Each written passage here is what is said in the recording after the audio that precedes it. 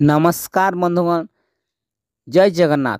आज आम मैंने यही भिडियो देखा लुण विषय तथा लुण अन्य धार देवा कि धार नेवा कहीं अशुभ होता है एवं जानतु यार उपकार तथा जानतु वास्तुशास्त्र कौन कहूँ यह नहीं। लुण बिना स्वादिष्ट खाद्य कल्पना करने कष्टकर खाद्य व्यतीत लुणर मध्य अनेक व्यवहार अच्छी। तंत्र मंत्र ज्योतिष शास्त्र और वास्तु लुण को एक गुरुत्वपूर्ण मान्यता दि जाएगी। लुण संबंधी किसी विश्वास अच्छी जहाँ को अणदेखा कले अनेक क्षति हो पारे। यह द्वारा धनर देवी माता लक्ष्मी क्रोधित होती। आमे अनेक समय पड़ोशी धार दे था कि धार नहीं था एवं आमे माने देखी था दुकान रे लुण बस्ता गुड़िक बाहर रखी था किंतु कई चोरी करती ना, कारण यह चोरी करने द्वारा अनेक असुविधा मिलता है। ठीक व्यवहार न करने द्वारा अनेक समस्या आम जीवन में देखा दे था।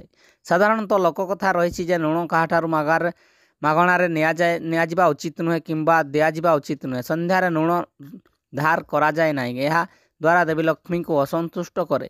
यह व्यतीत लुण पकाइबा कि नष्ट करबा मध्य अत्यंत खराब बोली धरा जाए। यह पछरे किछि गुरुत्वपूर्ण कारण अच्छी।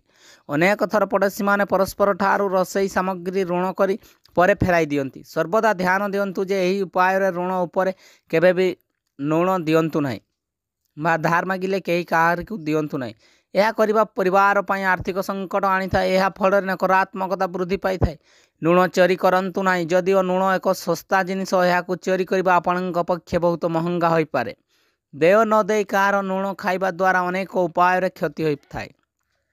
लुणर अपचय मध्य अनेक समस्या सृष्टि करिथाए। शुक्र ग्रह सह लुण जड़ित होइछि, जहाँ धन एवं सामग्रिक सुख देइथाए।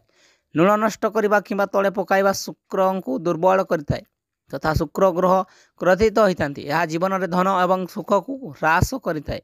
लुण ऋण तथा धार देवा किंबा दान करबा भल विवेचना करा जाए नाही, किंतु सेतेबेले पितृपक्ष परी घटना गुड़ी को देखा जाए। ब्राह्मण को सीधा सड़क गहम डाली चाउल घी इत्यादि दि जाए। तापर लुण निश्चित एथिरे अंतर्भुक्त।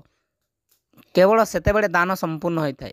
लुण प्रतिकार नकारात्मक शक्ति दूर करिथाए। लुण को सठिक भाव में व्यवहार करिले घर नकारात्मकता दूर होता है।